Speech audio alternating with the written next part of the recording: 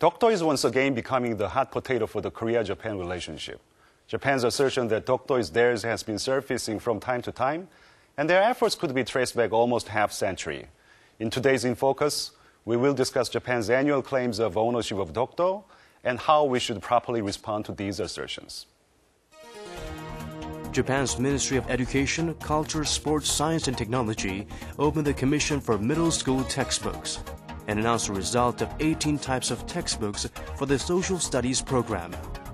The textbooks qualified for the release carried the edited orders of study from the government issued in 2008. And it is expected that the ministry would emphasize to the middle schoolers that Dokdo is a Japanese land. Their claim in ownership of Dokdo will also include the assertion that Korea is illegally taking residents of Dokdo, and it is expected that this information will also be included in high school textbooks and diplomatic documents as well. In the wake of Korea's fervent desire to aid Japan in its recovery from the catastrophic earthquake, this announcement is causing ire among the Koreans, perhaps worsening the relationship between the two nations. It remains to be seen how the Korean government responds to this chain of announcements.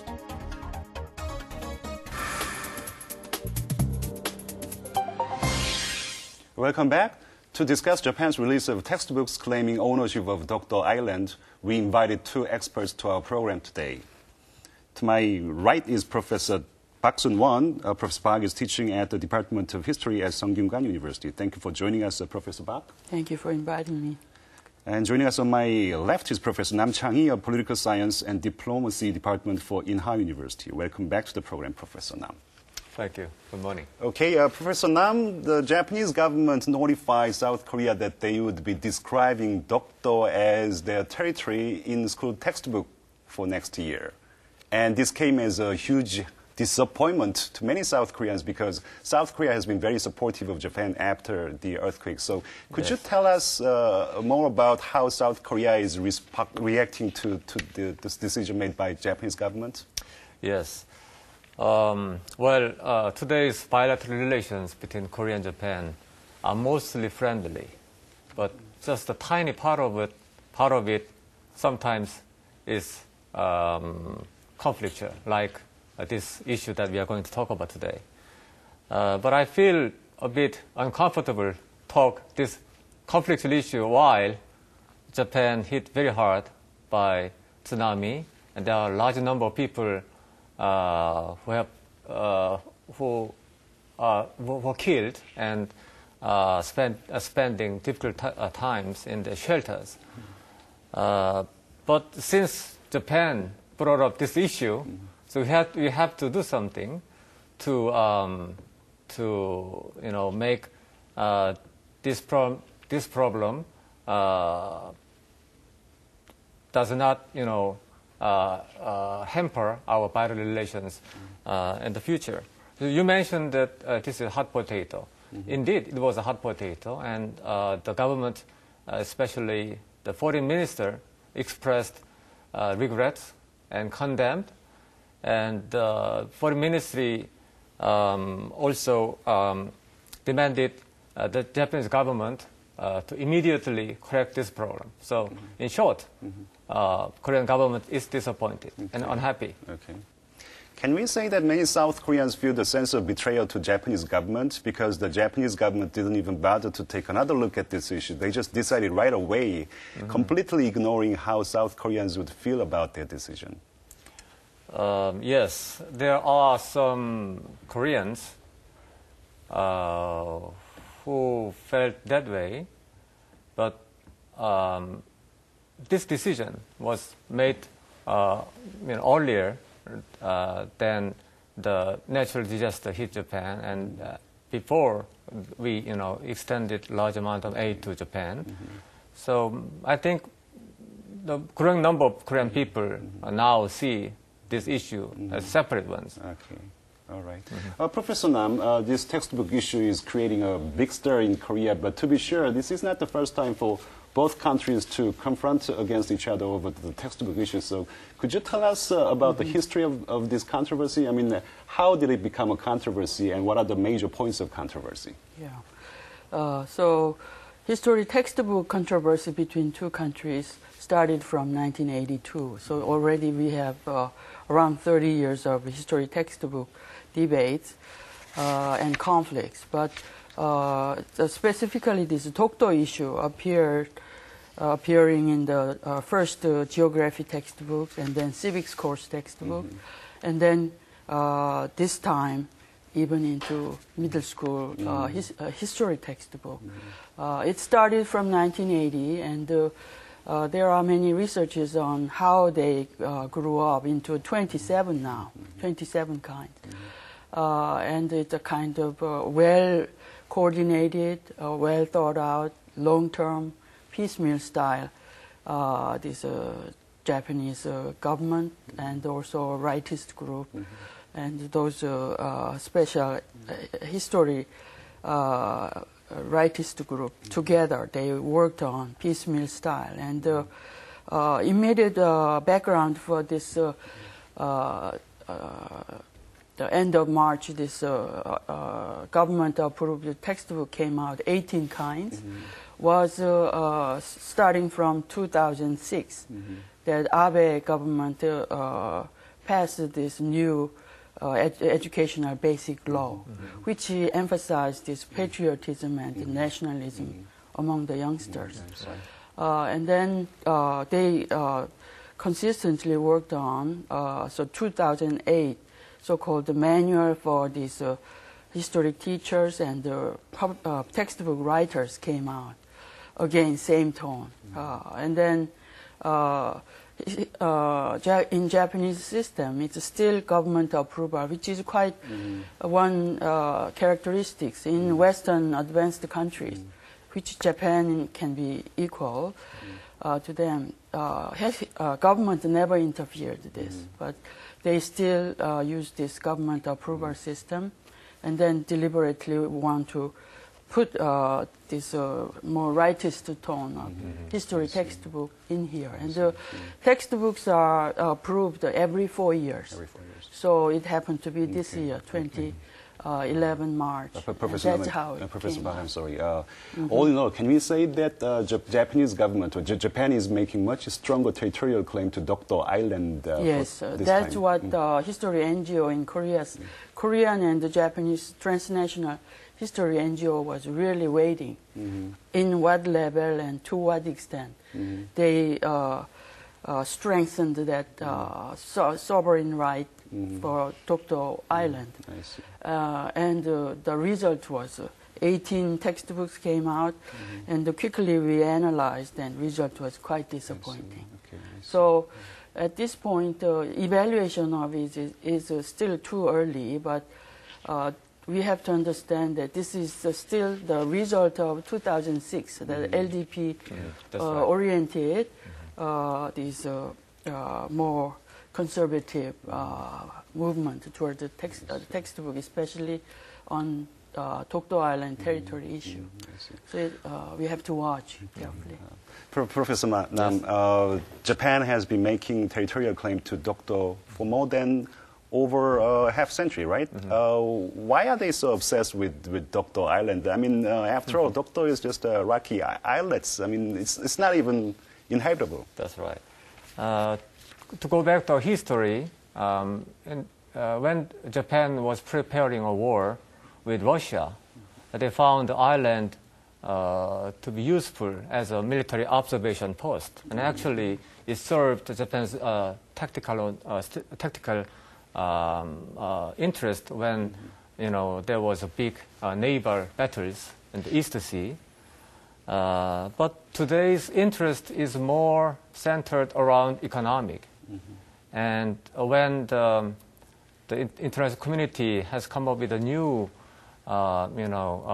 maritime, the new international law governing the maritime interest in the 90s, they have been more interested, and they have been stepping up their claims over this island. So nowadays, it is more about economic interest, like fishery, and there are some natural resources. The Dokdo Island, tiny islands, are sitting on very lucrative natural resources. Okay, I see. And maybe Japan is also interested in having the largest area of easy if the Japan, could So be. it's not just about sentimental value or historical or nationalistic values to Japan. It's more about commercial values. That's right. You To just Japan, mentioned. it is simply commercial, economic or natural resources matter. But to Koreans, it's a totally different story. Koreans view the issue as a part of a history. Okay. So yeah. there's a huge perception gap. So that's the nature of That's right. interests which has taken over Dokdo Island, I Right. guess. Okay, so Japan is making this territorial claim to Dokdo Island, but what are the bases of their claim, and what are the steps they have been taking to overtake Dokdo, and what is their strategy? Maybe, Dokdo is simply part of Korea today. And I don't think Japan is willing to use force to capture it. And maybe, Maybe I can add this, answer any other claims. Continue on your argument that certainly in terms of historical attachment to Dokdo and the sense of sovereignty over that territory as a part of Ulleung Island, as a minor island, historical sense Korea has the upper hand. But Japan's rationale behind this sovereignty was started in the modern century, when they became the imperial power. And 1905, certainly, under the Russo-Japanese security consideration, they unilaterally, illegally in a sense, annexed Dokdo Island. And then next argument they make is 1952 San Francisco Peace Treaty, when Japan became independent country again. Unfortunately, Dokdo never mentioned. The 1943 Cairo Declaration indicated clearly that every imperial territory that Japan owned will be returned. So there were detailed research about this drafting of San Francisco Peace Treaty. There were 7 drafts, and up till 5th draft, Dokdo Island was packaged together with Jeju, Goje, and Ulleung-do together to be returned to Korea. But 6th draft, they dropped the Dokdo Island, and 7th, which became the final one, Dokdo was never mentioned. Okay. So that's the claim that Japan did. Dokdo international community never allowed this go back to Korea. So they stick to that. But Professor, I was under the impression that part of Japanese plan is by continuously bring this issue up. Yes, they want Dokdo Island to be recognized as a region of international dispute. They want to bring this issue to the International Court of Justice. And we don't know whether this will happen. And let's say that this is going to happen. Then what do you think would be the verdict of the International Court of Justice? Do you think South Korea would prevail? Good question. Yeah, I talked with many experts and also read all the studies, and the conclusion is that, of course, up till the final judgment, we don't know. But last 5 years, ICJ cases, which were mainly handling the Southeast Asian, this island territory dispute, they indicated that historical documents or historical argument, they didn't care. What they care most is present physical attachment or control, administration of that territory. And in that sense, Korea has real upper hand. Okay. We owned administratively more than 60 years. So many American experts don't be so afraid. Just to take it, and there's a strong chance that we can win too. But we have to understand this Korean, in a sense, victim mentality or victim psychology. Whenever they talk about, think about the international deal, Korea has been always victimized, like San Francisco peace treaty. So same concept they still have, and many outsiders pointed out that now South Korea can be more confident and maybe positive, approaching to this issue. And also one more point is that Japanese government dropped that idea, taking that to International Court of Justice. Now. Oh, they did? Yeah. And now they go more for long term. This teaching the youth who can be very patriotic and conservative in a sense. Have a distorted understanding about this Dokdo Island sovereignty. So their the strategy is somewhat changing. I see. Anyways, Professor, now it seems that Japan has been very aggressive. It seems that Japan has a coherent strategy. But what about the South Korean government's policy? I mean, do we have a well-articulated game plan? So, as today's panelists have mentioned, Dokdo is part of Korea. We exercise our sovereignty. So there's no need to, make a big fuss about it. So we just keep it, and we, preserve the natural beauty of Dokdo, and have scientists do their important research there. And I heard that the government has a plan to repair heliport, so that we just keep it right. And so I don't think we should be overreact. We shouldn't be too much angry about this issue, because Dokdo is simply our son. So no matter what others say about my son, he's still my son. So that should be the policy stance that our government should take. Okay. Professor Park, if we can talk more about public sentiments here in Korea. Upon hearing the news about Japanese textbooks, many South Koreans upset. We've been very supportive to Japan after the earthquake. How can they do this to us? So we should stop gathering money for Japan. So what do you think? Do you think we should stop sending aid to Japan? My first personal reaction was, timing was really nasty. Very bad. Confusing us too. Our reconciliatory mood was very good, looked good, and they were doing good thing, right thing. And then this cold water just splashed. But I think because of last 30 years of bilateral talk on history issue and textbook issue, and recently this Dokdo Island issue, we understand better. And there are a growing number of these transnational civil society groups who are involved in this history NGO movement. So in a sense, track 2 diplomacy is very positively going on. And I want to introduce that it's called APEN. Asian Peace and History Education Network, which is a Japan-Korean bilateral civil society network, and they are doing a good job. And they have and also lots of public education made them at least separate two different issues, helping for humanitarian purpose, and also this diplomatic, political, and history issues. You're saying that these are two different issues, and if we stop sending aids to Japan, this would make us look really bad. So we have to continuously sending aids to Japan. Maybe that way we can show the world that we are a very mature country. Right. Okay. Is that what we need to do, Professor? Yes, I think so too.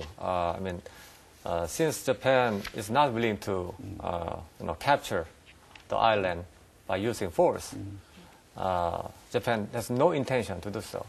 So Japan will remain as the most important our trade partner and most and very much friendly power to Korea. And our goodwill, by helping them, sending water, fuel, other materials, will consolidate our friendship. So this process should be preserved, regardless of some friction we are experiencing at the moment. So these two are totally different issues. I see.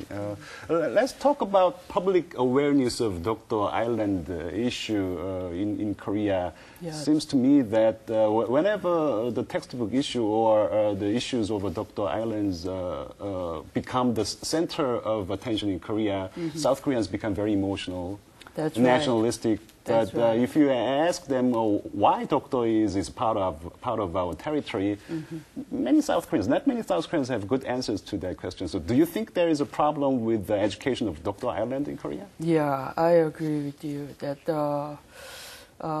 we are doing, in a sense, the same thing what Japan is doing when we analyze this degree of description about Dokdo Island and also some perspective on that, our sovereignty there. So too much this nationalism involved in the interpretation of it, and also this too much focus on this sovereignty issue. I think Dokdo issue is a combination of three major issues: historically Korea-owned, and then colonial period and the Cold War era. Geopolitically, it became Japanese territory. But there's one new aspect added in mid-1990s. This UN passed this convention of law of the sea, 해양법, 국제 해양법, right, yes. and that added this, as Professor Nam mentioned, this maritime economic interest became the, in a sense, more important issue. And that's why exactly Japan is so aggressive and positive or proactive in insisting their sovereignty. So understanding all that multi-dimension of Dokdo Island issue is not properly done to Korean public, and especially these youngsters, middle school textbook. But the reality is that, in the history textbook, Dokdo probably one paragraph or several lines are allowed. There are so many other issues. So I think in that sense, the media's role is very important. For, most of all, this adult public education is very important to the right understanding, and also a new policy, more positive policy based upon that correct understanding of the issue. I see. Professor Nam, you just mentioned that we don't have to worry too much about these frictions over Dokdo Island, but some experts are concerned about diplomatic fallout if this issue drags on. So how do you think this issue is going to unfold in the near future? That this issue does not really help our bilateral relations. It only harms our very much precious bilateral relations. Korea and Japan have a lot to share in terms of our strategic interest. Look at North Korea, the WMD problem. We have to work together to resolve that issue. But whenever we have this kind of friction, it only pleases Kim Jong-il regime in the north. So, Prime Minister Abe Shinzo started all this in 2006.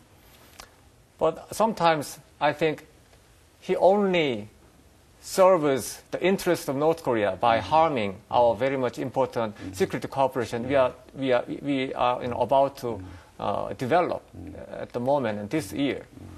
So I'd like to ask my friends in Japan to have a bigger strategic view, and to get larger stake and forget about the small stake. I see. Very briefly, Professor Park, any final thoughts that you'd like to share with us?